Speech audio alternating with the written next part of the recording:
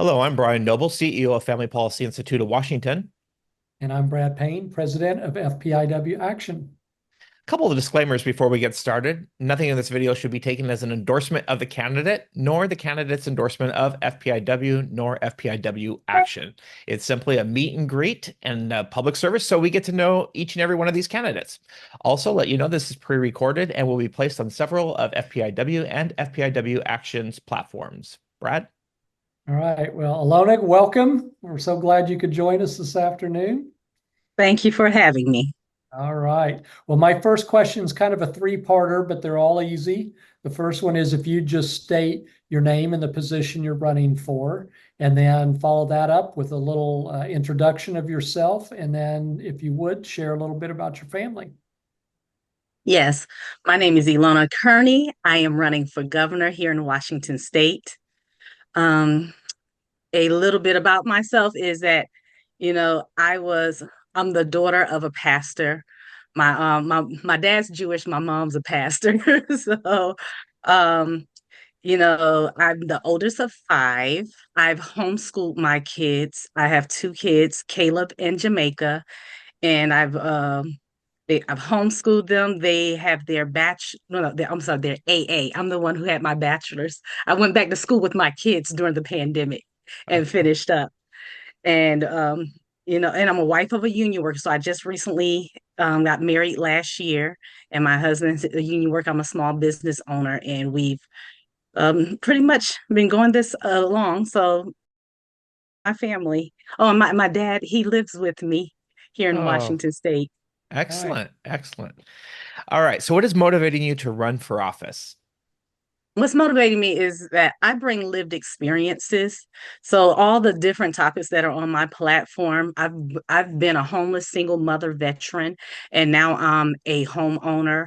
I've been in middle school. I suffered with depression and suicide and depression, and I've overcome those things. And so now I'm a forgiveness coach. I have family members. My husband, one of them, who was formerly incarcerated, and he served his time. He's what I say is uh, the shining example of what second chance should look like. So, and I'm not only just that I bring to the table, I've also been had a nonprofit where we taught youth how to write legislative bills. I'm an Army veteran. I served in military intelligence, and I've also lobbied on bills on behalf of my community. All right. Excellent. Very good. As a Well, thank you. lobbyist, I'm impressed. Okay. Thank you. Next question, kind of again a two-parter. Legislatively speaking, could you tell us a couple specific issues or concerns that you have that you'd like to address during your time in office and what you hope to accomplish if you're elected? So, like my primary platforms are mental health, the unhoused, and reduce recidivism. And to me, especially coming from those areas of knowing that there is hope and there is possibility, but with all the lax and leniency that we do of, like, oh, it's okay. Let's just make everyone else pay for it.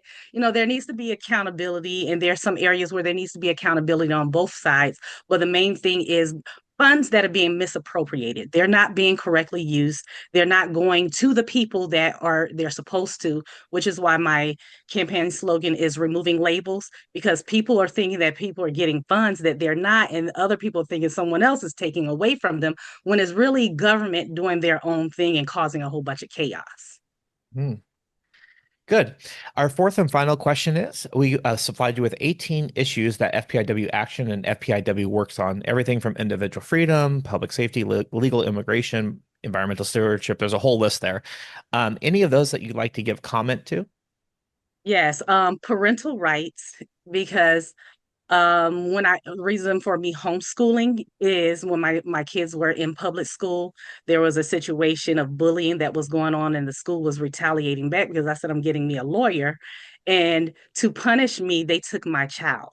And when I was at the lawyer's office, I found out that there's nothing you can do because of that paper that you signed on the first day of school, which says that they are your child's parents. So even if you want to take your child to a doctor's appointment, they don't have to give you your child. They can take your child, and they wouldn't tell me where my child was that whole time. Mhm.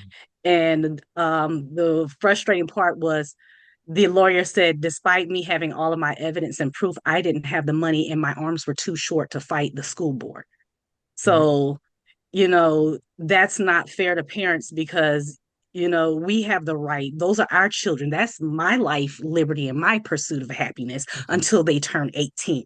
Mhm. So, Yeah. Good. All right. Well, go ahead, Oh, Brian. I was going to say thank you for your service as well to our country. I wanted to say that earlier. So, thank you. yeah. Yeah. Well, we thank you for coming on. I know it seems like a short amount of time for all the things that we could talk about, but we appreciate your efforts to come on and share your views with us, and we wish you luck in the election. Thank you so much. All right. Well, I'm Brad Payne with FPIW Action. And I'm Brian Noble with FPIW. A simple reminder that nothing in this video is to be taken as an endorsement of the candidate, nor the candidate's endorsement of FPIW, nor FPIW action. Like we like to say around here, love your neighbor by faithfully stewarding the public square.